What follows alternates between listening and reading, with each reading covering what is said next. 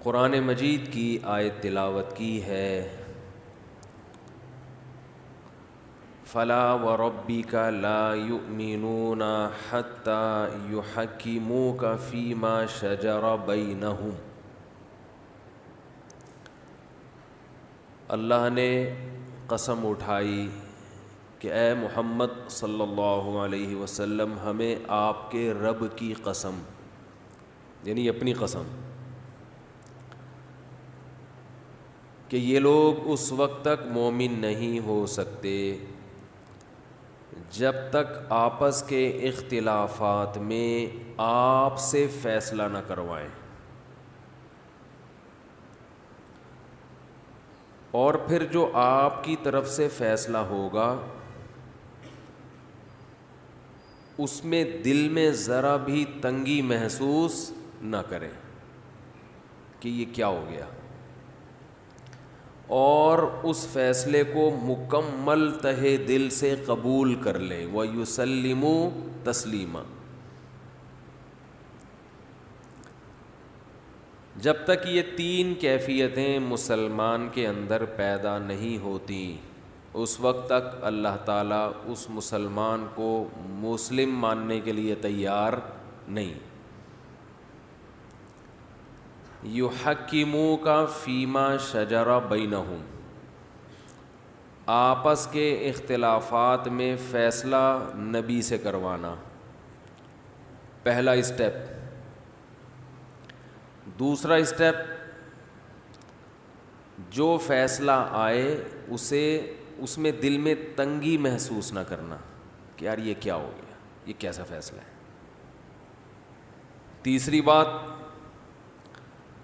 دل و جان سے اس کو قبول کرنا، یعنی خوش ہونا اس پہ، جو ہے بالکل عین انصاف کے مطابق ہے۔ یہ قرآن کی آیت ہے۔ تو کیس آیا ہمارے پاس، ایک صاحب کا انتقال ہوا، ایک بیٹا اور ایک بیٹی، اور کوئی وارث بولو بھائی نہیں ہے۔ 1,00,000 روپے انہوں نے چھوڑے۔ لڑکا یہ کہہ رہا ہے کہ اس 1,00,000 میں 66% میرا ہے، 66.36، اور بہن سے کہہ رہا ہے تمہارا 33.33% ہے، 1/3 تمہارا ہے، 2 حصے بولو بھائی میرے ہیں۔ یعنی رائٹ کس کا کتنا ہے؟ لڑکی کہہ رہی ہے نہیں، آدھا میرا ہے اور آدھا آپ کا، کیونکہ ہم دونوں اپنے ابا کی اولادیں ہیں، تو اس میں لڑکا لڑکی کا کیا فرق، جتنے تمہارا حق ہے اتنا ہی میرا حق۔ میں بھی ابا کی، بلکہ میں تم سے زیادہ چہیتی بیٹی تھی، میں نے ابا کی خدمت تم سے زیادہ کی ہے، تم تو ابا کو لفٹ ہی نہیں کراتے تھے، آج تک تم نے کبھی تمیز سے بات نہیں کی اپنی ابا سے، اور ابا نے تو تمہیں تو ویسے عاق بھی کر دیا تھا، اخبار میں اشتہار دے دیا تھا، تو تمہارا تو 0 بنتا ہے، لیکن چلو میں دل بڑا کرتی ہوں، آدھا تم لے لو۔ اور لڑکی گواہوں سے ثابت بھی کر دے کہ یہ میرا بھائی 1 نمبر کا نالائق، ابا کی بددعائیں باقاعدہ ریکارڈ کر کے رکھی ہوئی ہیں اس نے، کہ ابا نے زندگی میں اس کو اتنی موٹی موٹی بددعائیں دی ہیں، کم بخت دفع ہو جا، میرے مرنے کے بعد تیری وراثت میں، میری وراثت میں تیرا کوئی حصہ نہیں ہے، یہ پوری ریکارڈڈ اسٹیمپ پر پہ ٹھپے انگوٹھے سب کچھ۔ لڑکا کہہ رہا ہے کہ بھائی نہیں، میرا 2/3 ہے، چاہے ابا گالیاں دیتے تھے، بلب کے رشتہ داروں کو گالیاں دیتے تھے، یا کسی کو بھی گالیاں دیتے تھے، بلب کے رشتہ داروں کو گالیاں والا بیان آپ سن لیے گا پھر سمجھ میں آئے گا۔ تو اب لڑکا یہ کہتا ہے کہ اسلام کو دیکھتے ہیں کہ اسلام اس بارے میں کیا کہتا ہے، اسلام اس بارے میں بولو نا کیا کہتا ہے، کہ ابا کی جو میں نے نافرمانی کی، ابا کی بددعائیں لی، ابا نے عاق کر دیا، وصیت میں لکھ دیا کہ میرے مرنے کے بعد اس کو ککھ بھی نہیں ملے گا، تو اسلام سے فیصلہ کرواتے ہیں کہ کیا واقعی مجھے کچھ بھی نہیں ملے گا یا آدھا ہی ملے گا۔ لڑکی کہہ رہی ہے کہ نہیں، اس بارے میں آپ کا کیا رائٹ ہے اور میرا کیا رائٹ ہے، یہ کسی مفتی کے پاس جانے کی ضرورت بولو نا نہیں ہے. یہ ہم عقل سے فیصلہ کروائیں گے، اور عقل یہ کہتی ہے کہ آپ کا کوئی حصہ نہیں ہونا چاہیے، کیونکہ آپ نے تو کچھ کیا ہی نہیں ہے ابا کے لیے، اور ابا چاہتے بھی نہیں تھے. یا وہ کہتی ہے امریکہ کے قانون سے فیصلہ کروائیں گے، یا وہ کچھ بھی کہتی ہے. تو نتیجہ کیا نکلا کہ لڑکی اسلام کے سے فیصلہ نہیں کروانا چاہتی. کس بارے میں؟ کہ میرا اس وراثت میں حق بولو بھائی کتنا بنتا ہے. یہاں اگر دونوں بالفرض مفتی کے پاس آ جائیں، مفتی یہ فیصلہ کرے گا کہ بھائی لڑکا کیسا ہی نالائق تھا، ابا نے عاق کر دیا، ابا نے وصیت لکھ دی کہ وراثت میں حصہ نہ دیا جائے، یہ تمام چیزیں وراثت کے معاملے میں بالکل کالعدم ہے. بیٹے کو 2/3 ملے گا اور لڑکی کو 1/3 ملے گا.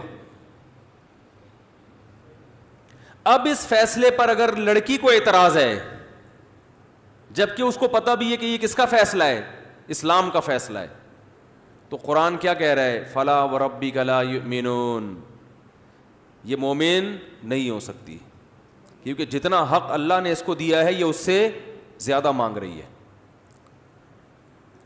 تو ایک فیصلہ تو مفتی کا یہ ہوتا ہے کہ وہ شریعت بتا دیتا ہے کہ یہ ہے اکارڈنگ ٹو اسلام ایسے ہے.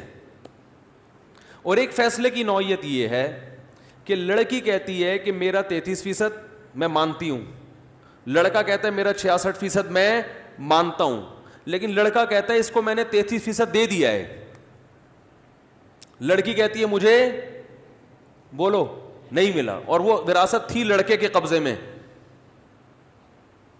اب دونوں میرے پاس آتے ہیں. حقیقت یہ ہے کہ لڑکے نے فار ایگزامپل واقعی دے دیا ہے 33%، لیکن دیتے ہوئے اس نے کسی کو گواہ نہیں بنایا. اب بہن کہتی ہے کہ میرے بھائی نے مجھے میرا 33% حصہ نہیں دیا، میں بھائی سے پوچھوں گا وراثت میں تمہارا قبضہ تھا، تمہارے ہاتھ میں تھی تو تم نے دے دیا. وہ کہہ رہے ہیں ہاں دے، میں کہ گواہ لے کر آؤ، کہ گواہ نہیں ہے تو میں کس کے حق میں فیصلہ کروں گا؟ لڑکی کے حق میں،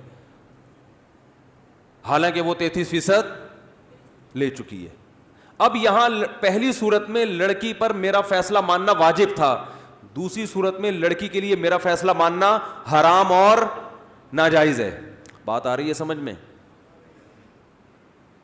دونوں فیصلوں کی نوعیت کیا ہے؟ چینج ہے. ایک کی نوعیت یہ ہے کہ وہ دعویٰ کر رہا ہے میں نے حق دیا ہے، وہ کہہ رہی ہے میں نے لیا ہے، یہ ایک الگ ٹائپ کا فیصلہ ہے.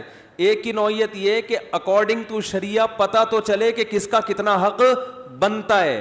تو قرآن کی آیت اس بارے میں ہے کہ تمہیں یہ فیصلہ کہ تم میں صحیح کون ہے غلط کون ہے، یہ فیصلہ نبی سے کروانا ہے، اور نبی سے مراد نبی کی ذات نہیں بلکہ اسلام سے کروانا ہے.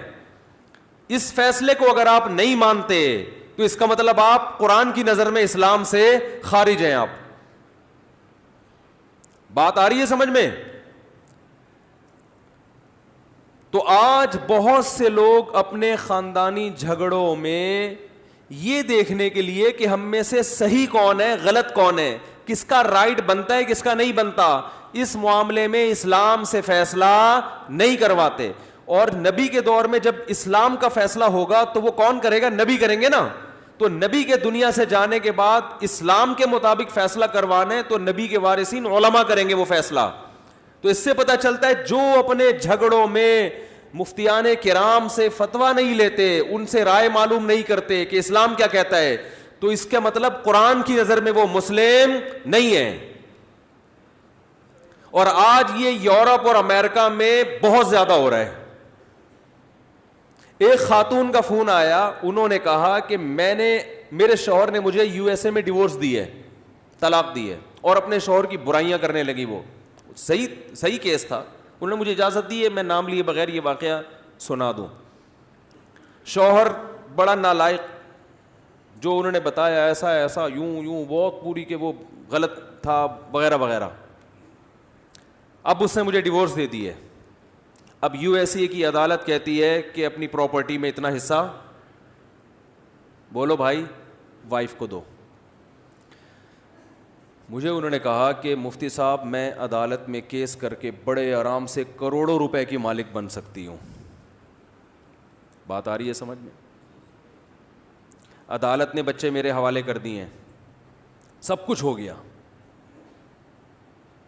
تو آپ بتائیں کہ شریعت کی روشنی میں یہ میرا رائٹ بنتا ہے یا؟ سنو میرے بھائی, یہ ہے وہ فیصلہ جس کا قرآن ذکر کر رہا ہے. میں نے پہلے تو اس خاتون کو شاباش دی. میں نے کہا میں مسائل کے جوابات بہت پہلے سے دے رہا ہوں, میرا خیال ہے 25 سال تو ہو گئے ہوں گے, اور 20 سال سے تو باقاعدہ پراپر طریقے سے. پہلی دفعہ کسی خاتون نے یو ایس اے یا یو کے سے فون کر کے پوچھا ہے کہ عدالت مجھے کروڑوں روپے شوہر کی پراپرٹی میں سے دے رہی ہے, کیا یہ میرے لیے حلال بھی ہیں یا نہیں ہے؟ ورنہ جب گورنمنٹ دے رہی ہو تو لوگ باپ کا مال سمجھ کے پی جاتے ہیں. سمجھ میں آ رہی بات؟ جبکہ وہ شوہر بقول ان کے خراب بھی تھا, حقیقت میں تھا نہیں تھا تو اللہ ہی جانے نا. اب ہم نے تو ایک طرف کی بات سنی ہے, فرض کر لیتے ہیں خراب تھا, وہ ہو بھی سکتا ہے, اور دی بھی خود اس نے ڈیورس, اور بڑا ظلم کیا اور یہ کیا اور وہ کیا. میں نے ان سے کہا کہ آپ کے لیے اس میں سے 1 روپیہ بھی حلال؟ بولو نا نہیں. کہہ رہی وہ تو اتنا بڑا ظالم, اس نے یہ کیا. میں نے کہا جو بھی کیا اس کا حل یہ کہ آپ کی جان چھوٹ گئی. قرآن میں اللہ کا ارشاد ہے بیوی کو حقوق ادا کرو, نہیں ادا کر سکتے لٹکا کے مت رکھو اس کو, بولو نا فارغ کرو. تو قرآن نے کہا ہے فَإِمْسَاكُمْ بِمَعْرُوفٍ او تسریحم بِإِحْسَان, عزت کے ساتھ رکھو, نہیں رکھ سکتے تمیز سے بولو بھائی رخصت کر دو. اور تمیز سے رخصت کرنے کا مطلب قرآن نے بیان کیا, عدت کے دوران اس کا خرچہ اٹھاؤ, عدت کے بعد لا تعضلوہن ان ینکحن ازواجہن, عدت کے بعد کہیں اور نکاح کرنا چاہے تو رکاوٹ مت بنو. اب بدنام نہ کرو اس کو, ابے یہ تو ایسی تھی, ابے یہ تو ایسا, تاکہ کہیں اور شادی نہ ہو سکے اس کی. کسی بھی طرح سے اس کو دوبارہ نکاح سے مت روکو. اور جو کچھ اس کو تم دے چکے ہو فلا تأخذوا منہ شیئا, کسی ایک چیز کے بھی واپسی کا مطالبہ. ابے کیا ہو گیا بول لو یار, گولڈ پہنا دیتی ہیں نا سانسیں جوش میں آ کے میری بہو کا ہو گیا. ابھی بہو نے پھر اگلے دن سے کچھ بھی کیا, اب کہہ رہی ہیں گولڈ واپس کرو. نہ بھائی دے دیا, بولو بھائی.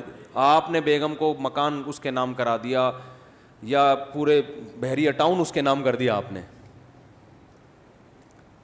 اب جب ڈیورس دیے قرآن کہہ رہا ہے لا تأخذوا منہ شیئا وإن آتیتم احداہن قنطارا فلا تأخذوا منہ شیئا, سونے کا پہاڑ بھی دے دیا ہو تو واپسی کا مطالبہ مت کرو.